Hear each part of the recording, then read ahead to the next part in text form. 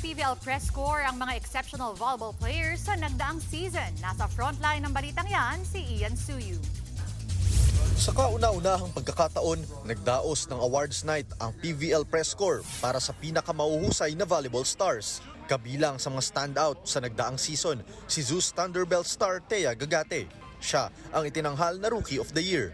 Most valuable player naman si Brooke Van Sickle na pinangunahan ang Petrogas Angels sa All-Filipino Conference Championship.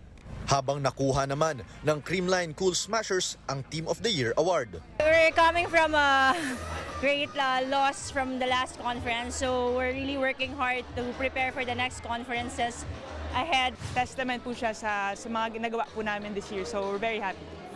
May special citation rin ang online streaming app na Pilipinas Live. Plano raw ng Liga at ng PVL Press Corps na taon-taon nang gawin ng event para sa top players sa larangan ng volleyball.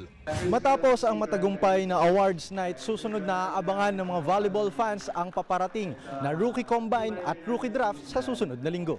Nagbabalita mula sa frontline, Ian Suyu, News 5. Mga kapatid, Cheryl Cosim po, huwag maging huli at maging una sa lahat sa balitaan.